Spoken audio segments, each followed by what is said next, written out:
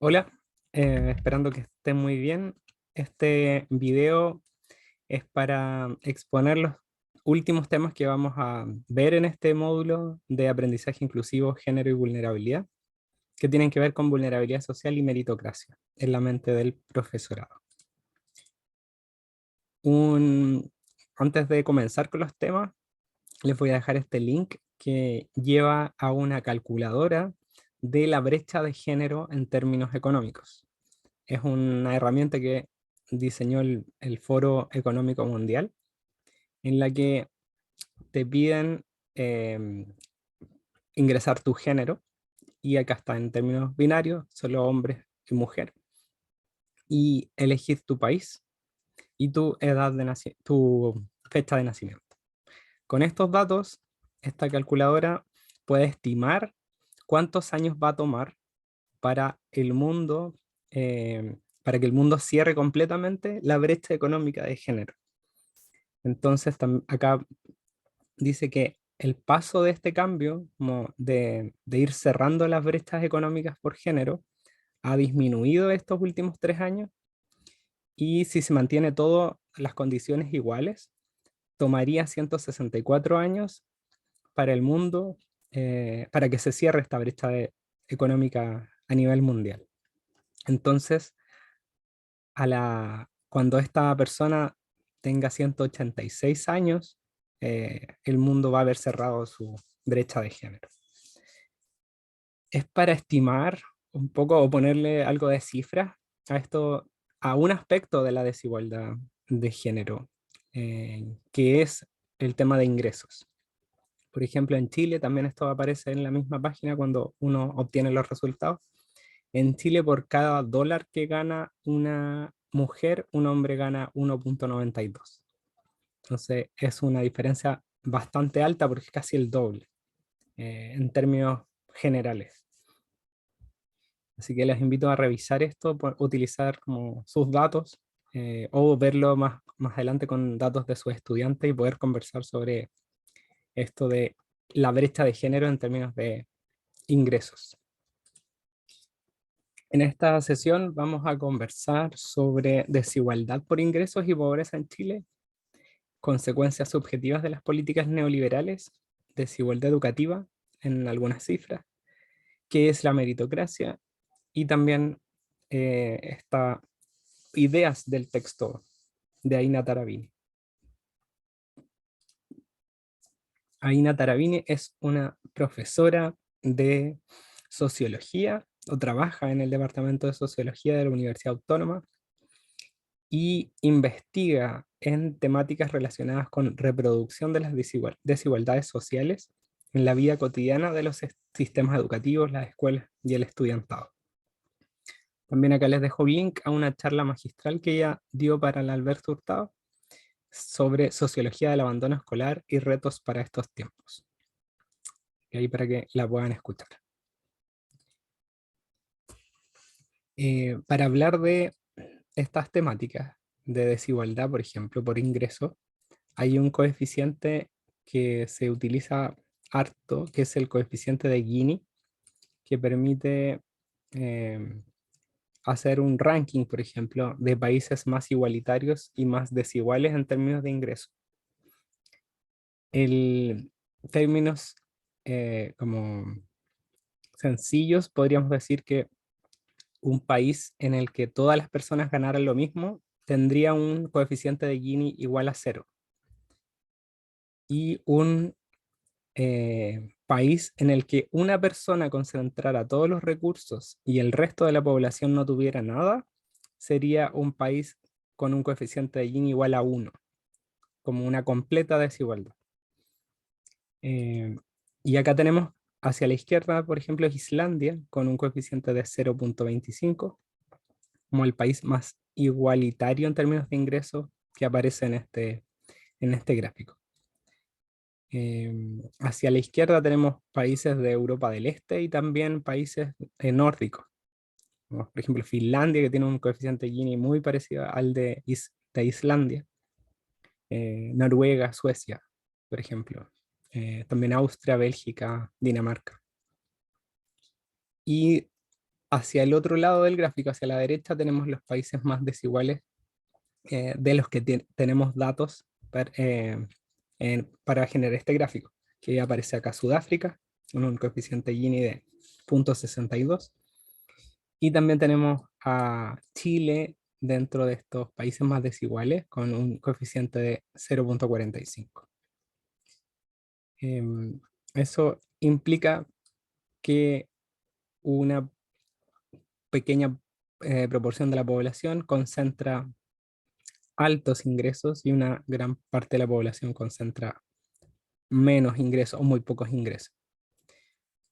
Entonces, el, el vínculo que quiero hacer puede ser cuestionado. O sea, hay personas que defienden el neoliberalismo y defienden las políticas de mercado y van a cuestionar que la desigualdad por ingresos tenga que ver con la pobreza.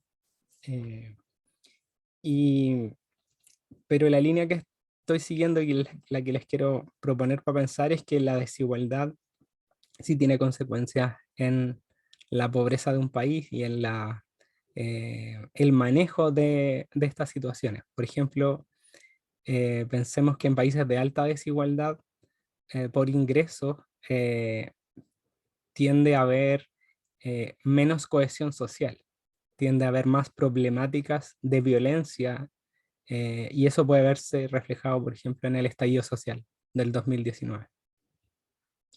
Hay distintas maneras también de medir la pobreza. Entonces, una que estoy citando acá es la pobreza multidimensional, que considera elementos no solo con el nivel de ingresos de un grupo familiar, sino también su nivel de hacinamiento, el tipo de vivienda, la cercanía con bienes y servicios.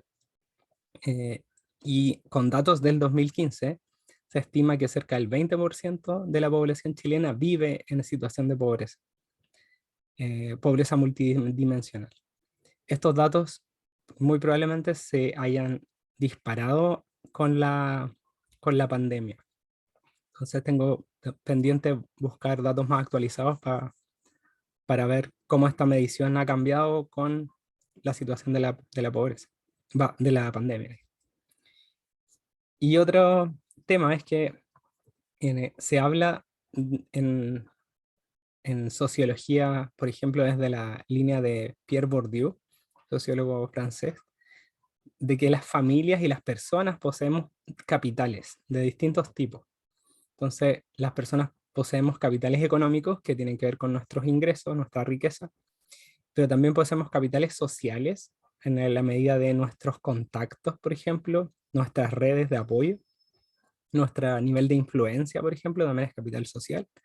Y también poseemos capitales culturales que tienen que ver con nuestros niveles educativos, nuestro manejo de la cultura, nuestra participación en instituciones educativas.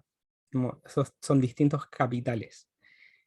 Y hay diferencias muy grandes de estos capitales en los hogares pobres y en los hogares que no son pobres.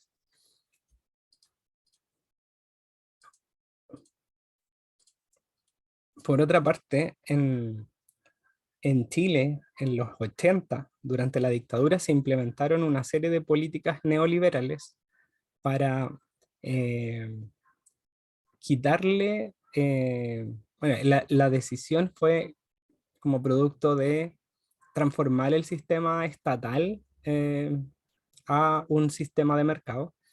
Entonces, lo que antes podría haber sido, por ejemplo, la educación como un derecho social garantizado por el Estado, con estas políticas neoliberales se convierte en un bien de consumo, en un bien por el que tienes que pagar para poder acceder, así también como la salud. Esas políticas, hay algunas personas que se han dedicado a estudiar qué consecuencias tuvo esa implementación a nivel subjetivo y dicen que se instala una cultura del esfuerzo y de la responsabilidad individual respecto de tu propia condición económica, de tu propia condición social. Entonces se instala la idea de que si tú eres pobre, eres porque no te has esforzado lo suficiente, no te has responsabilizado lo suficiente por tu condición, no has aprovechado todas las oportunidades que entrega el sistema. Eh, y eso refuerza una cierta culpabilidad y una eh, noción eh, de que en el fondo vivimos en un país meritocrático. Hacia allá voy con esto. En el fondo tenemos muy instalado, y la escuela también lo refuerza, de que vivimos en un país donde hay igualdad de oportunidades y que si tú sabes aprovecharlas vas a poder ascender socialmente. Conversamos en la clase de ayer con un grupo que era de pedagogía en artes, y una estudiante decía como que leyendo el texto se dio cuenta que sus profesores en el colegio instalaban mucho la idea de eh, que no iban a llegar muy lejos los estudiantes como de ese colegio, que iban a, a como fracasar si no tomaban buenas decisiones de la carrera que estaban eligiendo. Entonces a ella le cuestionaba mucho que haya elegido pedagogía en arte, como le decían, ¿y qué vaya a hacer con eso? No es algo productivo. Y también ella decía, claro, era un contexto de un nivel socioeconómico más bajo del colegio, y estaba instalada toda esta lógica del esfuerzo personal y su responsabilidad por salir de la condición en la que estaba.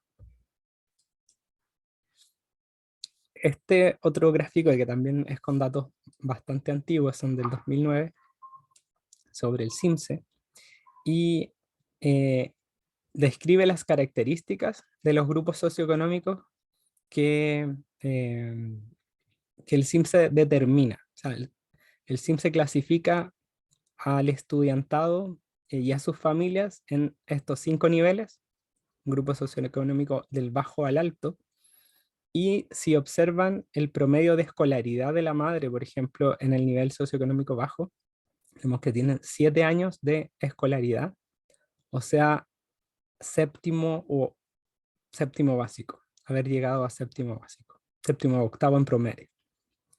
Y con un ingreso promedio de 140.000 pesos, eh, y al final aparece esta columna que dice IBE-SINAE, que es el índice de vulnerabilidad escolar.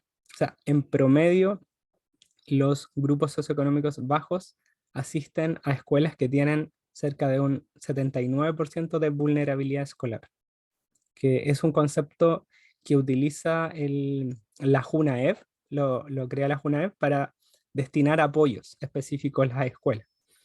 Entonces se calcula también con varios factores. Yo no tengo claridad de cómo se calcula, pero un indicador, por ejemplo, es si la familia participa o no, o es beneficiaria de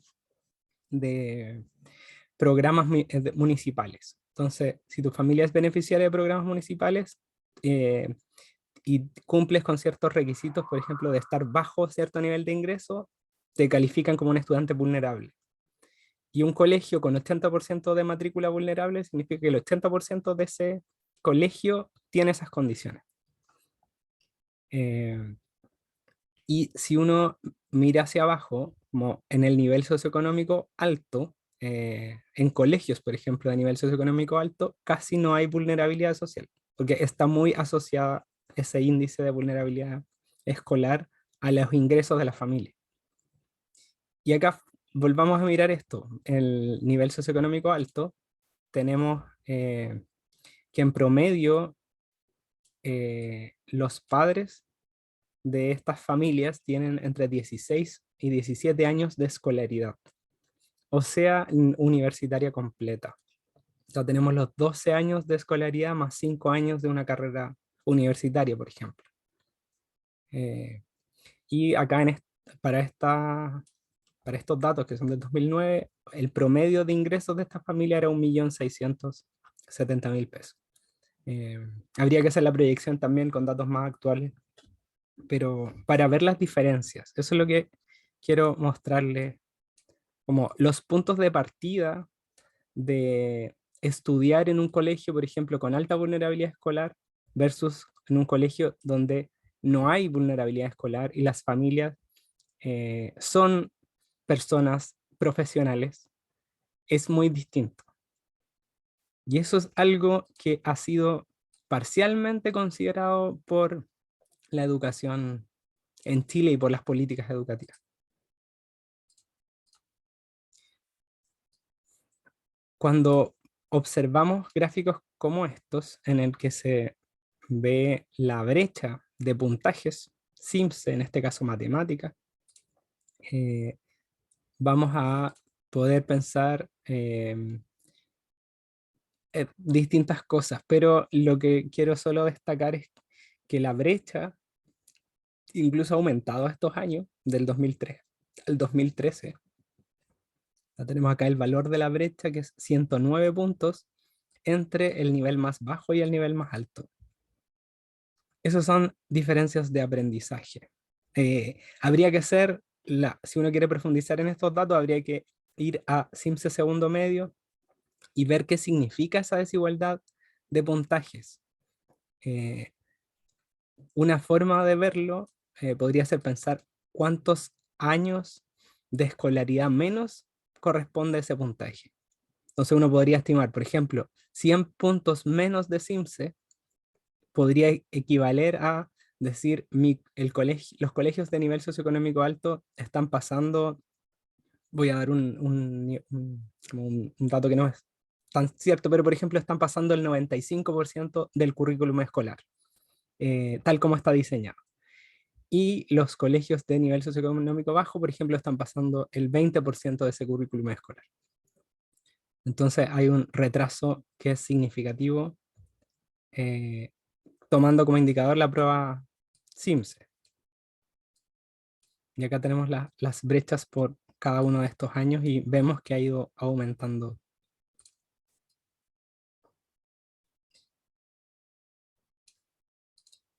Lo que solo para volver, lo que está graficado entonces son promedios de el nivel socioeconómico bajo en SIMSE por cada año. SIMSE Matemática segundo medio por cada año. Tenemos otro gráfico acá que es de SIMSE de lectura, pero por dependencia administrativa. No por nivel socioeconómico ahora, sino si el colegio es particular pagado, particular subvencionado o municipal.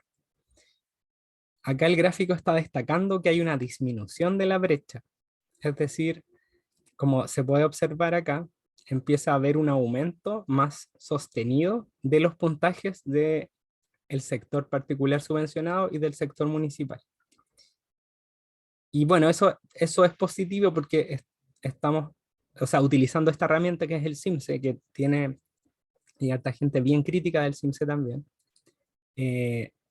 Tenemos eh, como aumento de los puntajes que implica mayor cobertura curricular. Se está pasando mayores habilidades, mayores contenidos. O sea, ha mostrado este aumento en términos promedio en los niveles, en estas dependencias.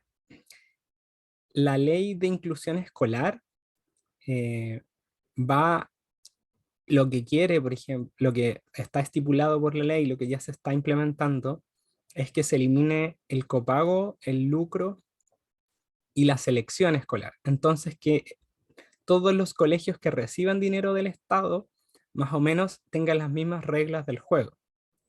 Porque el sistema particular subvencionado recibe plata del Estado, pero podía seleccionar a sus estudiantes y también podía cobrar de manera obligatoria un copago, que tenía un tope, pero en el fondo igual podía haber copagos relativamente altos, como alrededor de los 100.000 pesos, además de la subvención que entregaba el Estado. Entonces, es lo que se quiere resolver. Algunas personas decían, lo que va a pasar con una ley como la de inclusión escolar es que vamos a tener una línea que se va como a achatar los puntajes del nivel particular subvencionado y los del municipal como se van a juntar en una línea intermedia. Algo que también es relevante es que la ley de inclusión escolar y las leyes que regulan estos procesos no están afectando al nivel particular pagado. Los colegios particulares pagados siguen teniendo las facultades de seleccionar a sus estudiantes, cobrar lo que consideren necesario de matrícula, que puede ser muy alta en algunos casos. Y, y el tema como no es cuestionar que haya una provisión privada de educación, sino cómo el sistema educativo en su conjunto permite este nivel de desigualdades. Esa es la invitación a pensarlo un poco más. Bueno, son varias cosas las que les he ido comentando. Bueno, y por otra parte, pensar que las desigualdades educativas no son un problema solamente chileno. En España, un país europeo, tenemos que ha aumentado la desigualdad educativa, acá sobre todo en la región de Cataluña, que es donde hacen este estudio la autora. Y otro estudio de esta misma región había mostrado que ha aumentado entre el 2003 y el 2012 el peso que tiene el estatus social y cultural de las familias sobre los resultados de aprendizaje del estudiantado en una prueba internacional, que es la prueba PISA. Entonces, hoy en día está diciendo el estudio que influye mucho más como el capital cultural de origen que lo que hace lo que está haciendo la escuela probablemente. Entonces, es para pensar como qué está pasando con nuestros sistemas educativos en que pesa muchísimo el capital cultural de origen eh, versus lo que la escuela está haciendo, como la educación que está realmente entregando la escuela. Y para pensar sobre estos fenómenos, sobre por qué ocurren estas desigualdades educativas y cómo es la experiencia escolar de estudiantes que son de clases bajas y en el fondo enfrentan barreras, enfrentan mayores problemas para completar su escolaridad. Algunos autores, por ejemplo Michael Apple, hablan de que el currículum mismo tiene marcas eh, de clase, por ejemplo. El currículum también es un dispositivo de poder que busca más reproducir las desigualdades y reproducir el sistema en términos de clases sociales que tenemos. Y una manera de ver esto, por ejemplo, es lo que un investigador británico que se llama Basil Bernstein planteó ya como en los 60, que la escuela funciona eh, en un registro de lenguaje elaborado, que es un registro que es más cercano a las clases medias que han accedido a la educación superior. Entonces, estudiantes de clases bajas, cuyos padres no han terminado la educación escolar, por ejemplo, y no han accedido a la educación superior, van a enfrentar una barrera lingüística mucho mayor que estudiantes que son hijos, por ejemplo, de padres profesionales. Yo les contaba también al grupo de ayer que el último colegio donde hice clases es un colegio particular pagado de Providencia. En tercero medio tenía un estudiante que sus dos papás son docentes universitarios. Los dos papás son docentes de la Universidad de Chile. Y él leía temáticas de sociología que yo conocí en el magíster, por ejemplo, estudiando un magíster, o ahora estudiando en el doctorado. Entonces, ese es el tema con el capital cultural. Como hay una desigualdad y la escuela no se hace cargo de esa desigual distribución del capital y asume que todo el estudiantado es más o menos homogéneo y que tiene que adaptarse. Entonces, los estudiantes de clases más bajas van a enfrentar una barrera mucho mayor al recibir el currículum y al recibir el lenguaje en el que se mueve la escuela, que tiende a ser un código lingüístico elaborado, o más complejo, más abstracto, más conceptual, versus un código más restringido que podría ser el que manejan las clases sociales más bajas. Aina Tarabini dice que también juega mucho el tema de las expectativas, la idea de que el docente se construye una imagen ideal de estudiantado que responde a dinámicas de clase social, que es el tema del texto. Y en esa línea, algunos autores, por ejemplo, acá también son norteamericanos, Stephanie Jones y Mark Bailey, ellos hablan, es necesario de que la educación también sea anticlasista. O sea, así como hablamos de una educación antisexista eh, o antirracista, la educación también debería plantearse cómo desafiar estas dinámicas de un currículum, consejos de clase social, eh, un discurso meritocrático,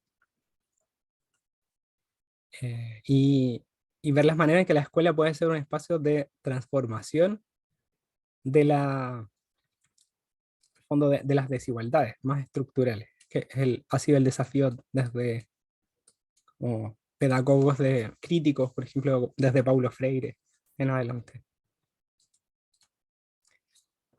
Y para pasar al tema del mérito, una definición clásica de mérito es tus capacidades personales más tu esfuerzo constituyen tu mérito. La meritocracia sería un sistema social que está basado en el mérito de las personas. Y es un concepto que viene viene de la literatura, es de una obra distópica de un inglés que se llama Michael Young, hacia fines de los 50. La obra se llama The Rise of Meritocracy y designa el gobierno eh, que está a cargo de aquellos considerados como poseedores de mérito. Entonces, el mérito también lo define como inteligencia más esfuerzo. Quienes lo poseen son identificados a temprana edad y son seleccionados para una educación intensiva adecuada, y hay una obsesión por la cuantificación, los puntajes de exámenes y las calificaciones. Ya, esto está en la novela, o sea, esas ideas de que el sistema que está describiendo Michael Young como un sistema ficticio en que se identifique a edad muy temprana quiénes son los estudiantes que tienen una inteligencia mayor y también una mayor predisposición al esfuerzo. Entonces esos van a ser seleccionados para ser educados de una manera distinta, más intensiva, y cuantificar, medir, calificar para ir viendo quiénes son los mejores que luego puedan estar en el gobierno. Ya, el problema de esto es que esto ya no es tan distópico porque es un poco lo que hace la educación escolar. O sea, tenemos una educación que sí cuantifica, sí tenemos puntajes estandarizados, calificamos y tenemos un sistema que se dice meritocrático. En términos simples, podríamos decir que un modelo meritocrático privilegia a aquellos considerados como poseedores de mérito. Y una sociedad que se basa en esta idea de meritocracia es una sociedad que está basada también en la igualdad de oportunidades y la posibilidad de ascender de clase social, la posibilidad de la movilidad social. Voy a continuar. Acá algunos temas que la autora plantea son preguntas que se hace ella, como cómo se definen los conceptos de éxito, fracaso y abandono escolar por parte de los docentes, qué causas atribuyen los y las docentes a estos procesos, cómo explican la emergencia de diferentes actitudes escolares en el aula, y una pregunta que me parece clave también para ustedes en la etapa que están, es en qué alumno o alumna piensa el profesorado cuando diseña sus estrategias pedagógicas. Como, ¿quién es ese ideal que tiene en mente para cuando está preparando la clase? Y ahí la autora va a como, hacer algunas referencias a qué se ha investigado sobre el tema del alumnado y las clases sociales. Y bueno, hay creencias, por ejemplo, acá Van Houte del 2011 dice que hay una creencia en el profesorado de que el alumnado de mayor estatus socioeconómico tiene mejores resultados, es más talentoso y también se esfuerza más que estudiantes de bajo estatus socioeconómico. Estas dos, estos investigadores, Hawker y Aruguet, afirman que las expectativas negativas del profesorado se cruzan también con temas de género. Entonces, los hombres de clases sociales bajas tienen peores expectativas, los docentes tienen peores expectativas sobre ellos que para el caso de las mujeres de clase socioeconómica baja. Y por último, este autor Grant los jóvenes blancos de clase media se constituyen a sí mismos más fácilmente como buenos estudiantes, porque calzan mejor con esta imagen hegemónica de alumno ideal que que tenemos el profesorado. La autora está haciendo una, como un esquema conceptual o de análisis que es más o menos en esta línea. Entre el alumnado y el profesorado ocurren una serie de interacciones en el aula, pero esas interacciones igual están mediadas por las expectativas que tiene el profesorado sobre sus estudiantes. Y acá la autora dice que hay una fuerte evidencia entre cuál es la clase social de ese alumnado y lo que el profesor o profesora va a esperar en términos de su comportamiento, de sus resultados. Entonces, volviendo a este mismo esquema, eh, sabemos que el alumnado tiene características distintas, hemos hablado del género, de la etnia, que esas son las que más han sido estudiadas también, como o etnia, racialidad, también influyen en lo que el profesorado espera. Y el punto entonces es cómo esta idea de estudiante ideal o de actitudes educativas normales, el profesorado la equipara a un estudiante que es de una clase social media o clase social alta y que también maneja un código lingüístico elaborado que, por ejemplo, es mucho más fácil de adquirir para estudiantes con padres universitarios, por ejemplo. Y esas mismas expectativas en el sentido de lo que la autora parte hablando como profecía autocumplida, el profesorado va a esperar menos de estudiantes de clase social baja. Y eso va a incidir en el autoconcepto de ese alumnado, en su comportamiento y en sus resultados académicos.